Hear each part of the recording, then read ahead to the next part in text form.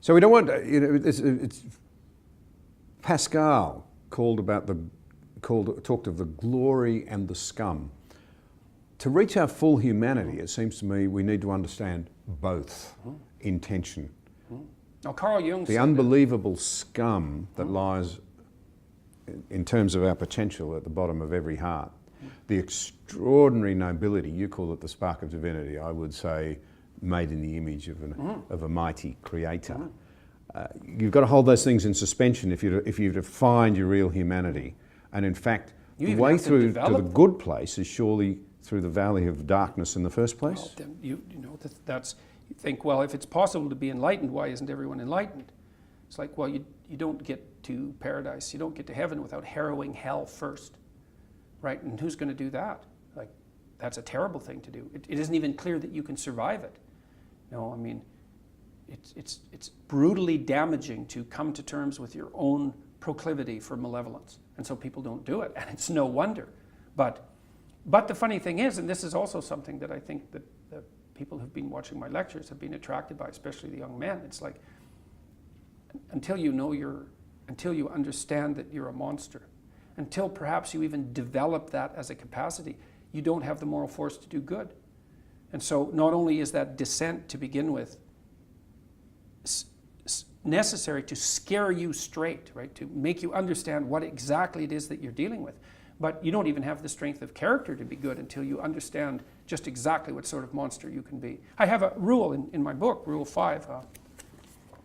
Do not let your children do anything that makes you dislike them. Yeah, I read it. It's a meditation on the monstrousness of parents. It's like, don't underestimate yourself, your capability to ruin your children's lives.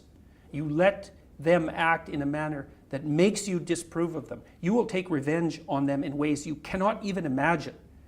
And unless you understand that, you're not going to be careful enough as a parent, and you're not going to set proper boundaries. Don't let your children annoy you. It's a very bad idea. Now, that means that you should try to regulate your proclivity to be annoyed, and you should try to be civilized, and you should talk to your partner, your wife, or your husband about your oversensitivities and foolishnesses. But having said that, you need to know who the monster is, and it's you. So if we're washing that wisdom out, I don't want to sound condemnatory here, I'm more sympathetic and concerned for what's happening in our family homes and the environment in which our kids are being raised. And you and I mean, you're very passionate in your concern for these people, so we don't want anyone to think here that we're trying to condemn them, far the opposite, just the opposite. But if we're washing this out of the system, what then happens to our kids when they hit institutions, schools, colleges, universities? Well, we're going to find out, because increasingly the elementary and the school systems that our kids are going through from, say, the age of 5 to the age of 18, they're increasingly occupied by the postmodern neo-Marxist ideologies.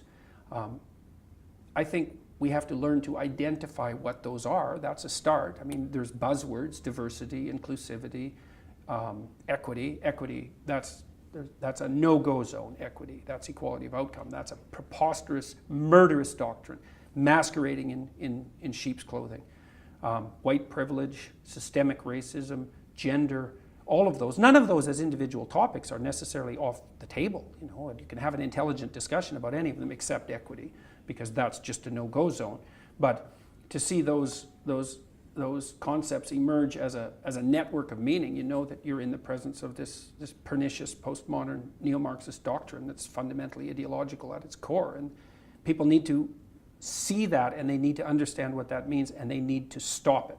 Now, how they're going to stop it, they're going to make a million individual decisions about that, but at least they could start by identifying it. I've suggested to parents in Canada, in the US, that as soon as teachers talk to their children about diversity, inclusivity, and equity, that they suggest to their children that they leave the class, because they're no longer in the educational realm, they're in the indoctrination realm. And people aren't taking that, I wouldn't say they're not taking that seriously. It's not an easy thing to figure out, and it sounds very, very radical to suggest, encouraging your children to leave the class. But I think we're at that point.